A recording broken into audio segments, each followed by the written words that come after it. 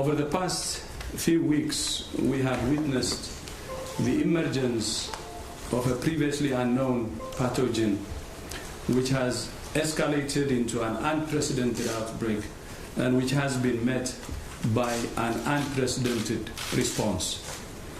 As I have said repeatedly since my return from Beijing, the Chinese government is to be congratulated for the extraordinary measures it has taken to contain the outbreak, despite the severe social and economic impact those measures are having on the Chinese people. We would have seen many more cases outside China by now, and probably deaths, if it were not for the government's efforts and the progress they have made to protect their own people and the people of the world. The speed with which China detected the outbreak, isolated the virus, sequenced the genome, and shared it with WHO and the world are very impressive and beyond words. So is China's commitment to transparency and to supporting other countries.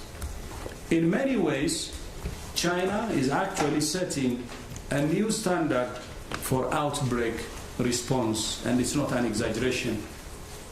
I also offer my profound respect and thanks to the thousands of brave health professionals and all frontline responders who, in the midst of the Spring Festival, are working 24/7 to treat the sick, save lives, and bring this outbreak under control. Thanks to their efforts, the number of cases in the rest of the world so far has remained relatively small. There are now 98 cases in 18 countries outside China, including 8 cases of human-to-human transmission in 4 countries: Germany, Japan, Vietnam, and the United States of America. So far, we have not seen any deaths outside China, for which we must all be are still relatively small compared to the numbers of cases in China. We must all act together now to limit further spread. The vast majority of cases outside China have a travel history to Wuhan or contact with someone with a travel history to Wuhan. We don't know what sort of damage this virus could do if it were to spread in a country with a weaker health system. We must act now to help countries prepare for that possibility. For all of these reasons, I'm declaring a public health emergency of international concern over the global outbreak of novel coronavirus. The main reason for this declaration is not because of what is happening in China, but because of what is happening in other countries. Our greatest concern is the potential for the virus to spread to countries with weaker health systems and which are ill-prepared to deal with it. Let me be clear. This declaration is not a vote of no confidence in China. On the contrary, WHO continues to have a confidence in China's capacity to control the outbreak. I'll repeat this. Let me be clear. This declaration is not a vote of no confidence in China. On the contrary, WHO continues to have confidence in China's capacity to control the outbreak. As you know, I was in China just a few days ago, where I met with President Xi Jinping. I left in absolutely no doubt about China's commitment to transparency and to protecting the world's people. To the people of China and to all of those around the world, who have been affected by this outbreak, we want you to know that the world stands with you. We're working diligently with national and international public health partners to bring this outbreak under control as fast as possible. In total, there are now 7,834 confirmed cases, including 7,736 in China, representing almost 99% of all reported cases worldwide. 170 people have lost their lives to this outbreak, all of them in China. We must remember that these are people, not numbers. More important than the declaration of a public health emergency are the committee's recommendations for preventing the spread of the virus and ensuring a measured and evidence-based response. I would like to summarize those recommendations in 7 key areas. First, there is no reason for measures that unnecessarily interfere with international travel and trade. So WHO doesn't recommend limiting transfer or trade and movement. We call on all countries to implement decisions that are evidence-based and consistent. WHO stands ready to provide advice to any country that's considering which measures to take. Second, we must support countries with weaker health systems. Third, accelerate the development of vaccines, therapeutics, and diagnostics. Fourth, combat the spread of rumors and misinformation. Fifth, review preparedness plans, identify gaps, and evaluate the resources needed to identify, isolate, and care for cases and prevent transmission. Sixth, share data, knowledge, and experience with WHO in the world. And seventh, the only way we will defeat this outbreak is for all countries to work together in a spirit of solidarity and cooperation. We're all in this together, and we can only stop it together.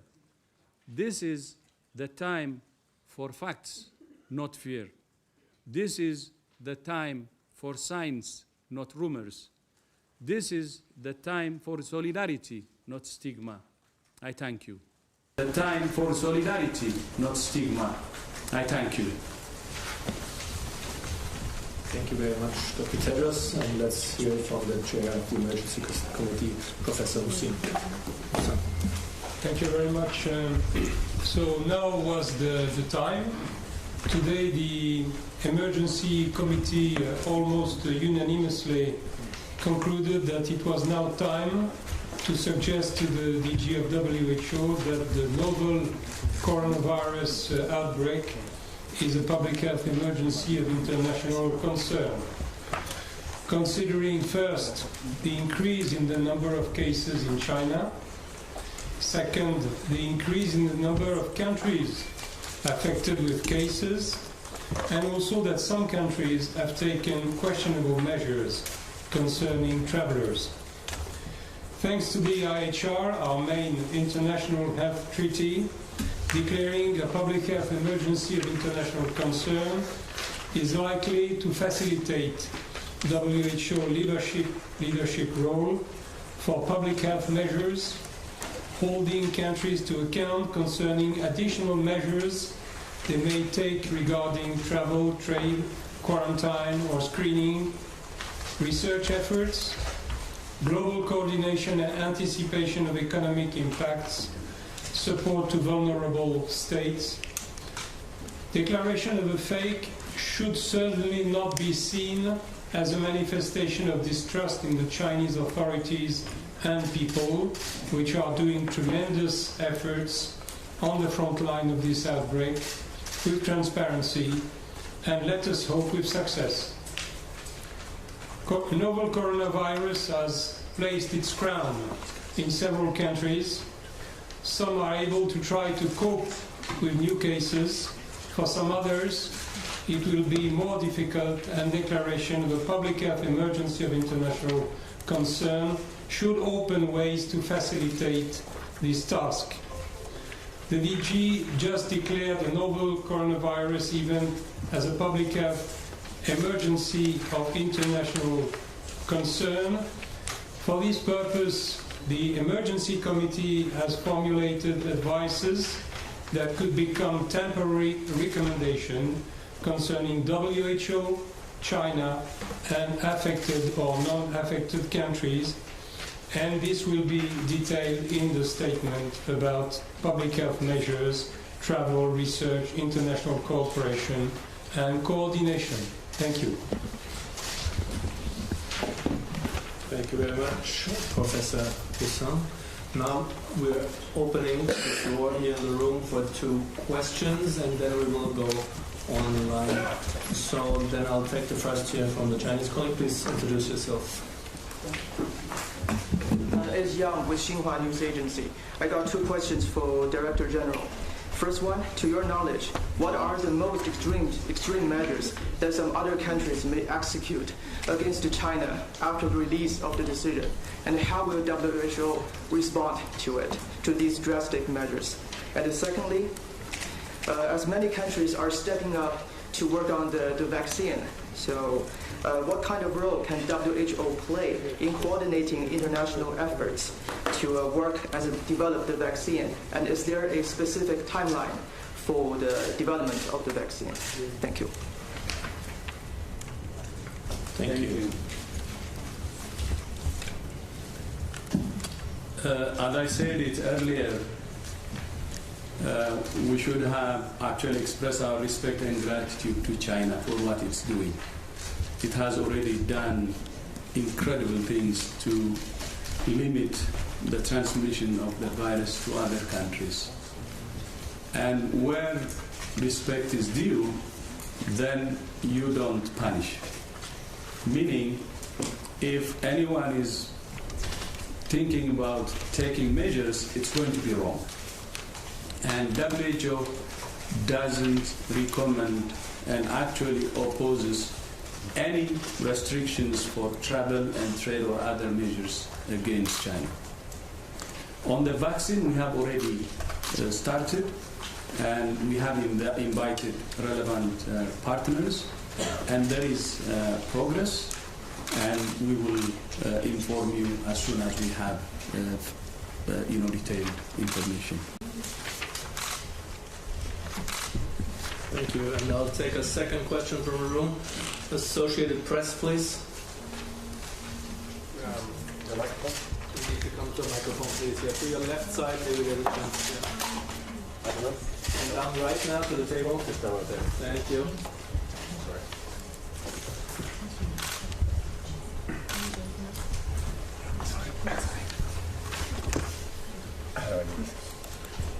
Can you hear me? Hi, this is Jamie from Associated Press. Dr. Tedros, thank you very much. 2 quick questions. One is, I'm not quite sure about the travel recommendations. It sounds like you and Dr. Hussan are saying different things.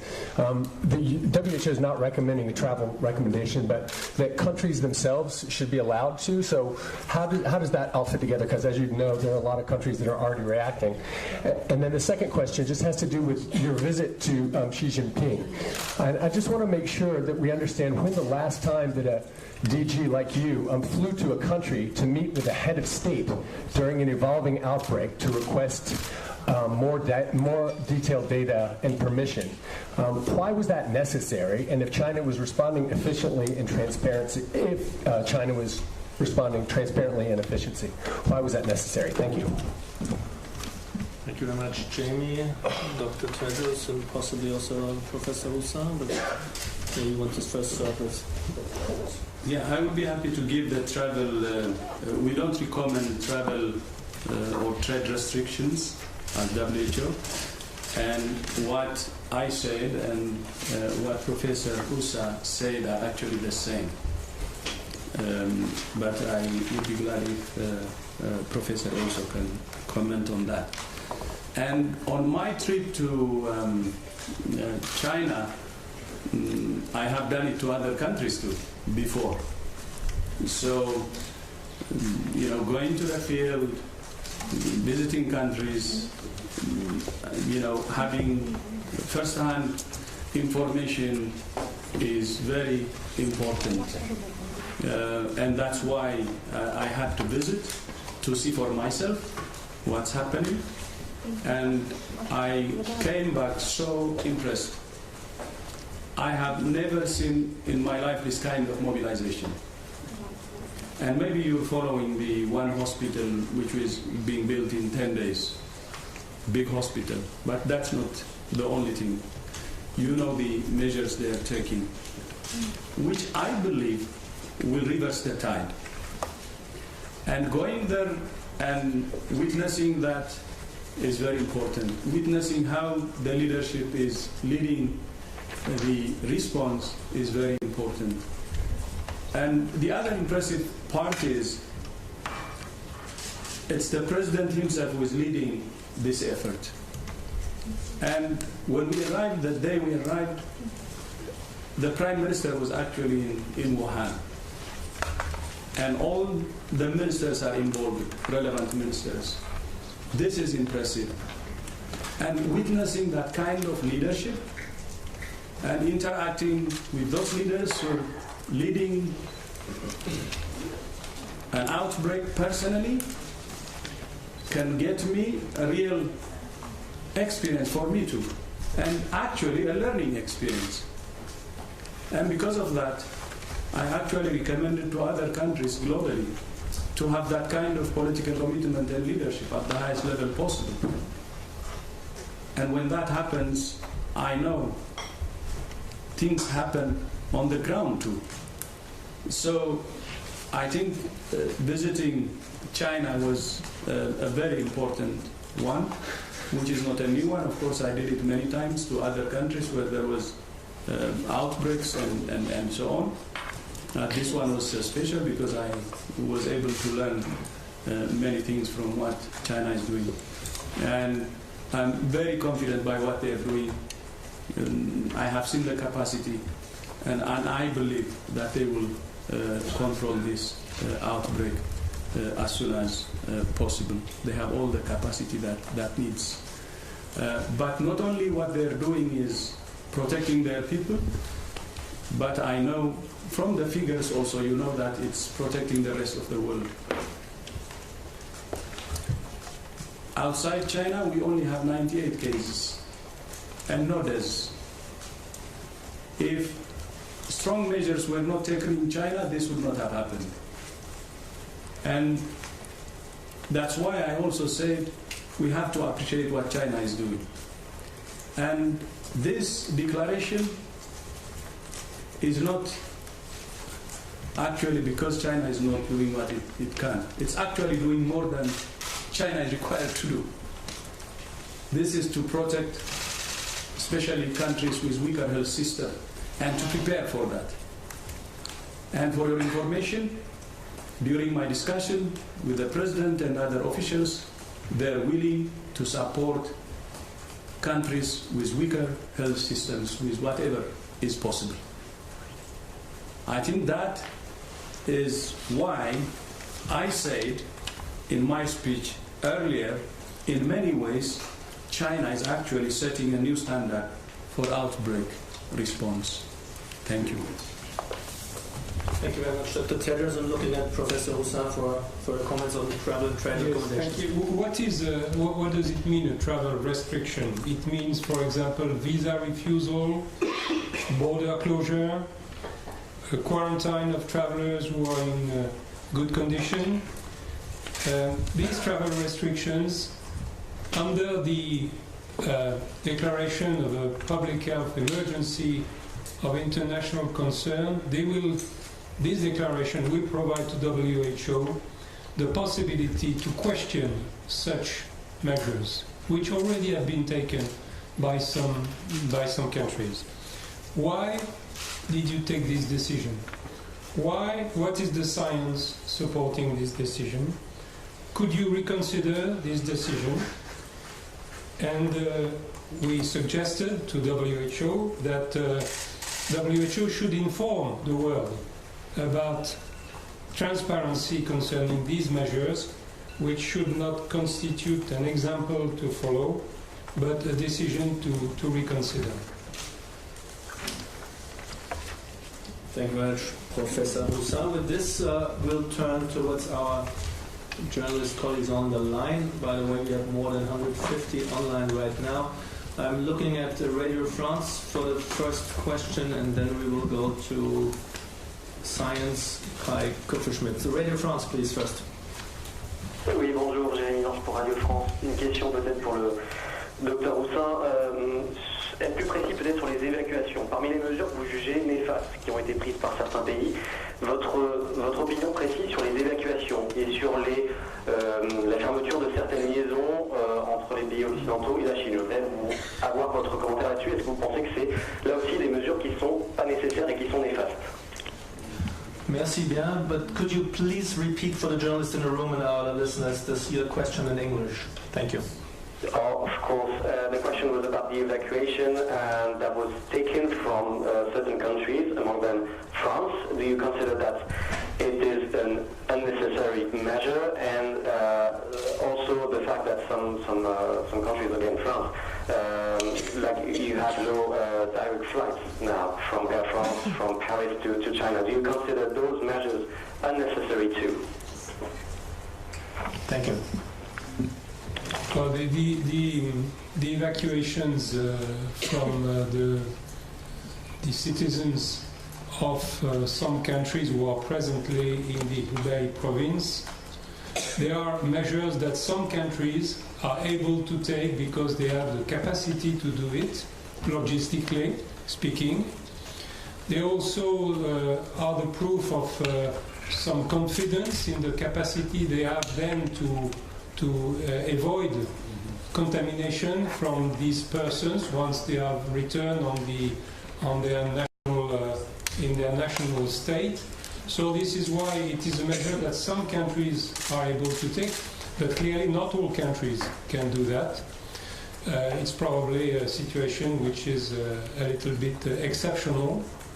This is the only thing I can say about that. Thank you very much. I hope this answers your question. With this, we turn to Science Magazine. Kai Kupferschmidt, please. Thanks. This is probably for Tedros.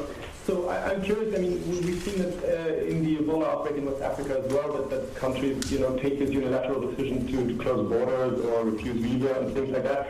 Other than questioning them, about the evidence base for this, are you doing anything, in the background to actually change this, or specifically also, British Airways or Air France flights?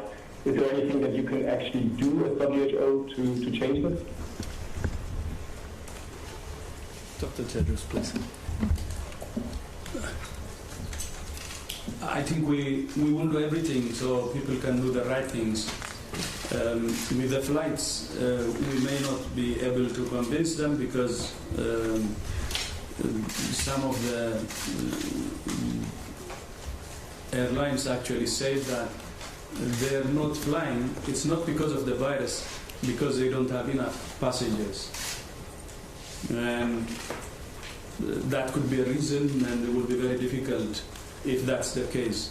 Otherwise, we engage, and through this declaration, by the way, through the recommendations, we expect that they will follow that, but at the same time we will continue to engage.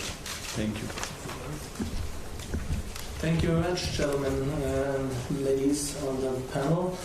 With this, we reached the end of our press briefing. Everybody, thank you very much to all the many listeners online and to the large crowd here in the room.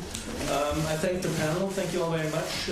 For everybody, we will be sending the audio files very shortly after this, together with the statement and the intervention by Dr. Tedros, and sometime later maybe also video clips. And for the transcript, we will most likely only send in the course of tomorrow.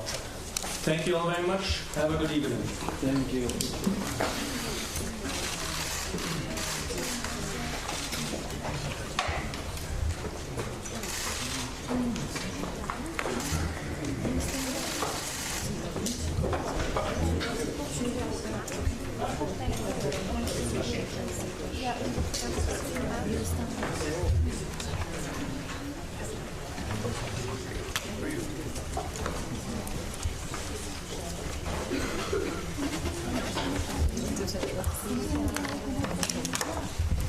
Si è appena conclusa la riunione del comitato di emergenza e dunque